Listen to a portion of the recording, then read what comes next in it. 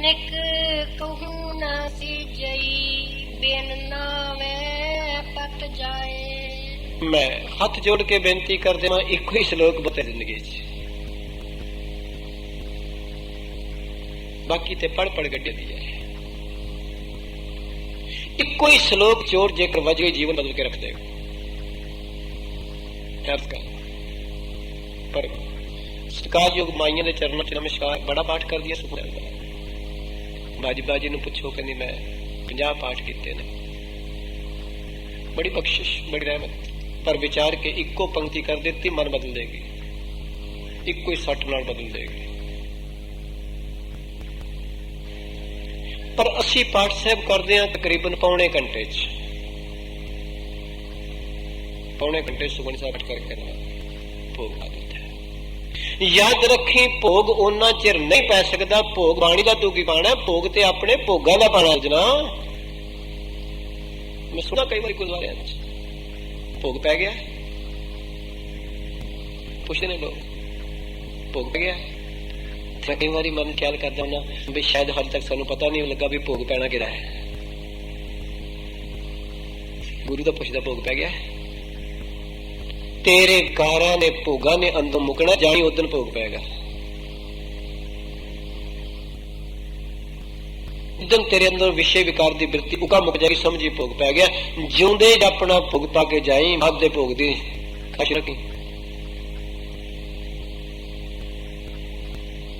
बाद विच ते कई लोग 5-5 कारां लैके कीरतपुर साहब फुल लै गंदे ने, ते जिउंदे जी मां प्यो नूं चाह भी नहीं पुछदे। उस भोग का की बनेगा?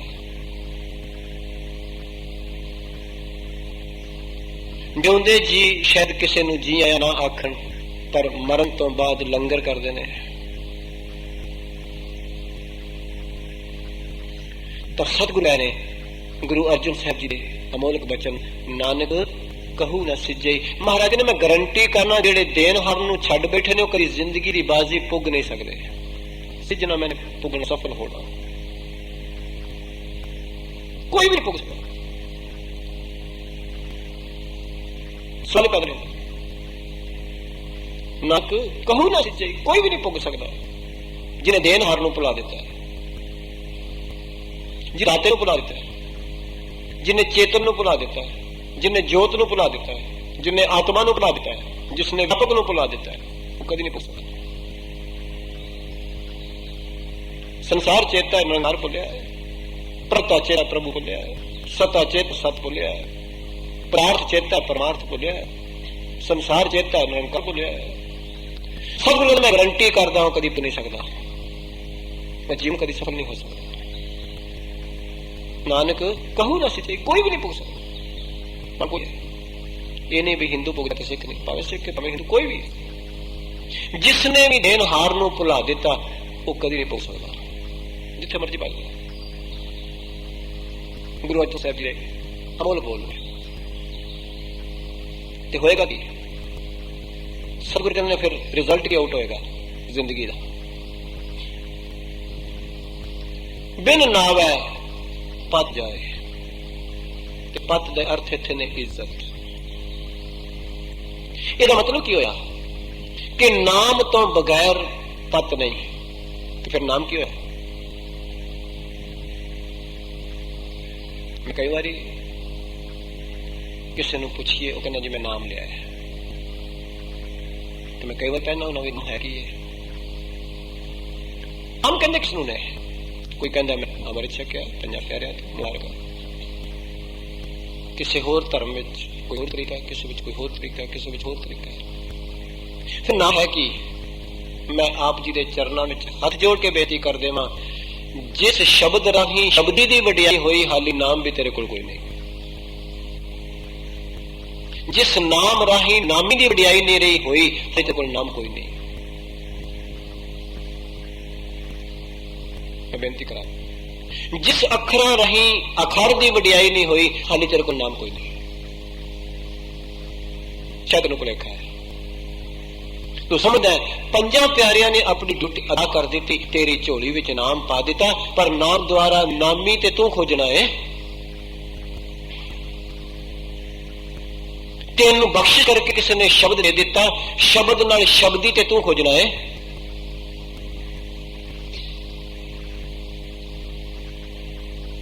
ਉਹਨਾਂ ਅੱਖਾਂ ਦੇ ਰਾਹੀਂ ਅੱਖਰੀ ਤੇ ਤੂੰ ਖੋਜਣਾ ਹੈ, ਅਖਰ ਤੇ ਤੂੰ ਖੋਜਣਾ ਹੈ, ਜਿਹਨੂੰ ਗੁਰੂ ਨਾਨਕ ਸਾਹਿਬ ਕਹਿੰਦੇ ਅੱਖਰੀ ਨਾਮ ਅੱਖਰੀ ਸਾਲਾਹ ਅੱਖਰੀ ਗਿਆਨ ਗੀਤ ਗੁਣ ਗਾਹ। ਤੂੰ ਗੁਣ ਤੇ ਗਾ ਰਿਹਾ ਸੰਸਾਰ, ਫਿਰ ਤੂੰ ਕਿਤਾ ਕਹੀਏ ਗੁਣ ਤੇ ਤੂੰ ਸੰਸਾਰ ਗਾ ਰਿਹਾ ਉਹਨਾਂ ਅੱਖਰਾਂ ਨਾਲ। ਤੇ ਆਪ ਅੰਦਰ ਝੱਤ ਮਾਰੀਏ, ਦਿਨ ਰਾਤ ਕਿਹਦੇ ਗੁਣ ਚੱਲ ਰਹੇ ਨੇ। ਅੱਖਰ ਤੇ ਵਰਤਦੇ ਆ, ਕਿਸੇ ਕੁੜਮ ਦੀ ਸਿਫਤ ਵੀ ਅੱਖਰ ਹੀ ਵਰਤੇ ਜਾਂਦੇ, ਕਿਸੇ ਕੱਪੜੇ ਦੀ ਵਡਿਆਈ ਵਾਸਤੇ ਵੀ ਅੱਖਰ ਵਰਤੇ, ਕਿਸੇ ਗਲੇ ਦੀ ਖਿਆ ਵਾਸਤੇ ਵੀ ਅੱਖਰ ਵਰਤੇ। ਕਿਉਂ? ਮੈਂ ਪੁੱਛਾ ਚਾਹੁੰਦਾ, ਮੇਰੇ ਨਾਲੋਂ ਬਹੁਤ ਜੀਵਨ ਦਾ ਤਜਰਬਾ ਲੈ ਕੇ ਗੁਰੂ ਦੀਆਂ ਪਿਆਰੀਆਂ ਸੰਗਤਾਂ ਤੁਸੀਂ ਬੈਠੇ ਹੋ, ਕੀ ਨਾਮ ਹੈ? ਆਪਣੇ ਅੰਦਰ ਛਾਤੀ ਮਾਰੀ,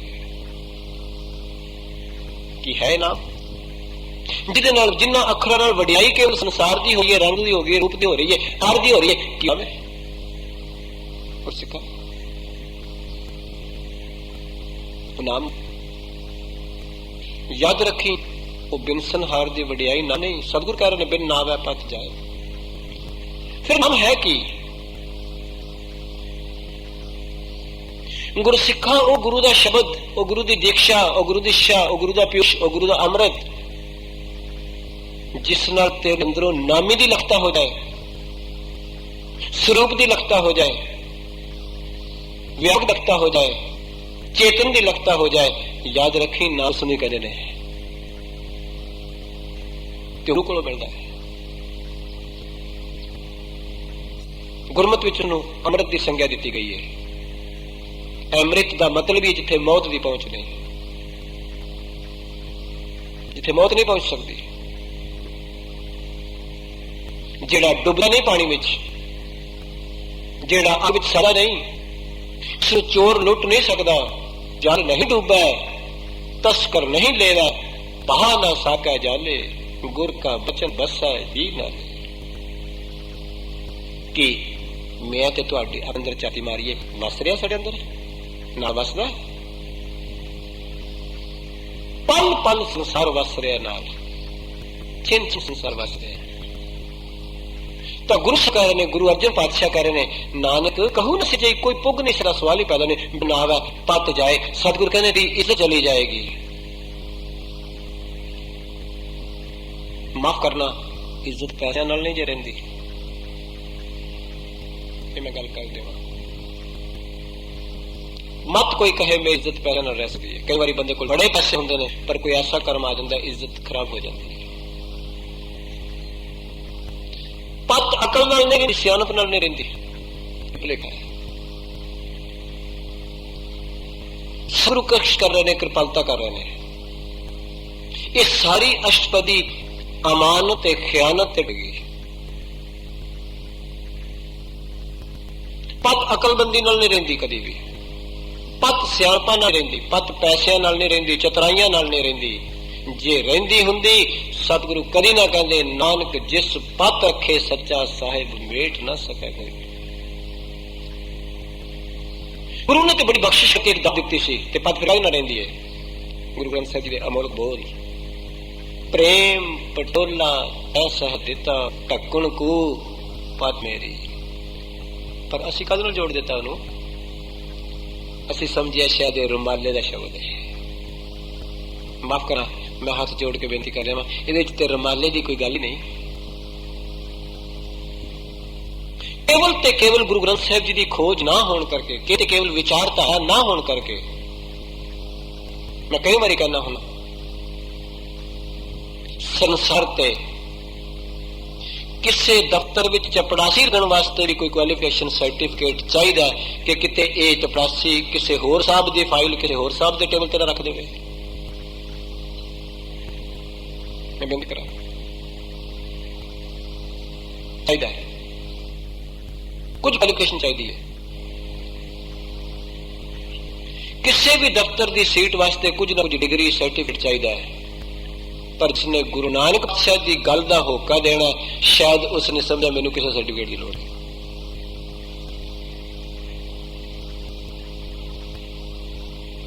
ਗੁਰਦੇਵ ਪਿਆ ਕਰ ਰਹੇ ਗੁਰੂ ਦੀ ਬਖਸ਼ਿਸ਼ ਸ੍ਰੀ ਗੁਰਸਿੱਖਾ ਤੈਨੂੰ ਪਹਿਲਾਂ ਬਾਣੀ ਤੇਰੇ ਧੀਰ ਵਿੱਚ ਗੁਰੂ ਵਸਦਾ ਦੇਵੇ, ਤੈਨੂੰ ਸਮਝ ਆ ਜਾਏ ਬਾਣੀ ਦੀ, ਫਿਰ ਤੂੰ ਕਿਸੇ ਦੀ ਝੋਲੀ ਵਿੱਚ ਵੀ ਕੋਈ ਪਾ ਸਕੇ। ਤੇ ਅਸੀਂ ਤੇ ਆਮ ਤੌਰ ਤੇ ਇਸ ਤਰ੍ਹਾਂ ਹੀ ਪੜ੍ਹਦੇ ਹਾਂ, ਪ੍ਰੇਮ ਪਟੋਲਾ ਤੈ ਸ਼ਬਦ, ਪਰ ਸ਼ਬਦ ਤੇ ਹੈ ਹੀ ਨਹੀਂ, ਹਾਏ ਨੂੰ ਸਿਆਰੀ ਲੱਗੀ ਹੈ। 50 ਸਾਲ ਹੋ ਗਏ, 20 ਸਾਲ ਹੋ ਗਏ, ਸੁਣ ਰਿਹਾ, ਨਾਲੇ ਰੁਮਾਲਾ ਪਾ ਰਿਹਾ ਗੁਰੂ ਗ੍ਰੰਥ ਸਾਹਿਬ ਅੱਗੇ, ਨਾਲੇ ਉਹਦੀ ਦੀ ਚਿਮਟੇ ਵਿੱਚ ਪ੍ਰੇਮ ਪਟੋਲਾ ਤੈ ਦਿੱਤਾ। ਕੀ ਕਹੀਏ, ਕਿਸ ਨੂੰ ਕਹੀਏ? ਤੁਹਾਨੂੰ ਗੁਰੂ ਅਰਜਨ ਸਾਹਿਬ ਜੀ ਕੋ ਪੁੱਛੇ, ਵੇਖੋ ਸਤਿਗੁਰੂ ਤੁਸੀਂ ਕਹਿ ਕੀ ਰਹੇ ਹੋ, ਸਾਨੂੰ ਕੁਝ ਸਮਝ ਤੇ ਲੱਗ ਜਾਏ। ਤਾਂ ਗੁਰੂ ਅਰਜਨ ਸਾਹਿਬ ਪਾਤਸ਼ਾਹ ਨੇ ਕਦੀ ਪੜ੍ਹਨਾ ਨਾ ਜਾ ਕੇ ਜ਼ਿੰਦਗੀ ਵਿੱਚ, ਸ਼ਾਇਦ 519 ਕੇ 20 ਸਫੇ ਸ਼ਬਦ ਹੈ ਗੁਰੂ ਅਰਜਨ ਸਾਹਿਬ ਜੀ ਦੇ ਬੋਲ, ਹਾਹੇ ਨੂੰ ਸਿਆਰੀ ਪ੍ਰੇਮ ਪਟੋਲਾ ਤੈ ਸ਼ਹਿ ਦਿੱਤਾ। ਸ਼ਹਿ ਦੇ ਹਾਹੇ ਨੂੰ ਸਿਆਰੀ ਪਤੀ ਨੇ। ਅੱਜ ਵੀ ਸਵੇਰੇ ਆਨੰਦ ਕਾਰਜ ਹੋਇਆ ਨਾ, ਤੇ ਜਿਹੜੀ ਲੜ ਲੱਗੀ ਉਸ ਨੂੰ ਪਤਨੀ ਕਿਹਾ ਜਾ ਸਕਦਾ, ਜਿਹਦੇ ਲੜ ਲੱਗੀ ਉਸ ਨੂੰ ਪਤੀ ਕਿਹਾ ਜਾ ਸਕਦਾ। ਤੇ ਪਤਨੀ ਦੀ ਪਰਿਭਾਸ਼ਾ ਕੀ ਹੈ? ਮੈਂ ਬੇਨਤੀ ਕਰਨਾ ਚਾਹੁੰਦਾ, ਸ਼ਾਇਦ ਪਤੀ ਬਣਨ ਵਾਲੇ ਨੂੰ ਨਹੀਂ ਪਤਾ ਲੱਗਾ ਕਿ ਅੱਜ ਮੈਨੂੰ ਪਤੀ ਕਿਉਂ ਆਖਿਆ ਗਿਆ। ਯਾਦ ਰੱਖਣਾ, ਪਤੀ ਬਣਨ ਵਾਲਿਆ ਤੈਨੂੰ ਕੇਵਲ ਤੇ ਕੇਵਲ ਇਸ ਵਾਸਤੇ ਆਖਿਆ ਕਿ ਅੱਜ ਤੋਂ ਉਸ ਬੱਚੀ ਦੀ ਪੱਤ ਤੇਰੇ ਹੱਥ ਵਿੱਚ ਹੈ। ਤੇ ਪਤਨੀ ਇਸ ਵਾਸਤੇ ਆਖਿਆ ਕਿ ਅੱਜ ਤੂੰ ਤੇ ਪਤੀ ਦੇ ਪਤੀ ਭਾਈਵਾਲ ਹੈ। ਅਗਰ ਤੂੰ ਕੋਈ ਗਲਤ ਕਵੇਂਗੀ ਤੇ ਇਹਦੀ ਇੱਜ਼ਤ ਖਰਾਬ ਹੋਏਗੀ।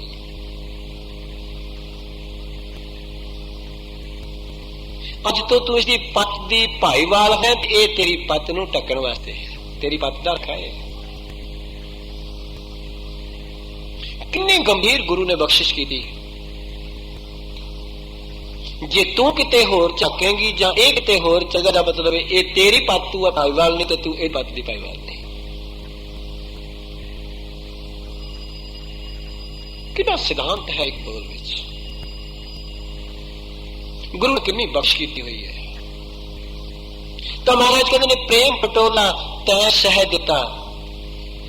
ਆਖਿਆ ਮੇਰੇ ਪਤੀ ਸਤਿਗੁਰੂ ਗੁਰੂ ਰਾਮਦਾਸ ਸਾਹਿਬ ਨੇ ਮੈਨੂੰ ਪ੍ਰੇਮ ਦਾ ਐਸਾ ਗੁਣ ਦੇ ਦਿੱਤਾ, ਹੁਣ ਮੇਰੇ ਅੰਦਰ ਦਵੈਤ ਰਹੀ ਨਹੀਂ ਕਿਸੇ।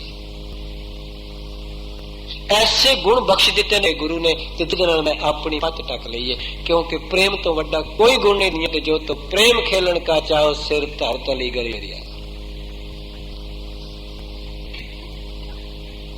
आप जी पंक्तियां पढ़िया हो जहां का प्रेम पदार्थ पाई है, प्रेम पदार्थ नहीं उसे प्रेम के अक्षर सियारी लगी है, पर असं बाणी किसी होर ढंग नाल पढ़ते हैं, जिसके प्रेम द्वारा ये पदार्थ मिलता है। क्यों? अद्धी पंक्ति की है, इशारत कारण सवाल, अद्धी पंक्ति फल है जवाब। जहां का प्रेम पदार्थ पाई है तो जरनी चेती है। यही वचन ना सतगुरु गुरु ग्रंथ साहिब पिता महाराज की विशेषता है। सतगुरु सवाल करते ने नाल ही जवाब बख्शिश करते हैं कि मेरे सिख को किसी की मुहताजी करनी पए। गुरुदेव कह रहे ने बख्शिश कर रहे ने, महाराज कहते याद रखी बगैर नाम तो पत चली जाएगी, इज्जत नहीं रह सकती, भावे तू जिन्नी मर्जी बना ला, ये हाथ नहीं आएगी। जेकर पैसों नाल पत आंदी हुंदी, राम कोल बड़े पैसे सन पर पत नहीं रही।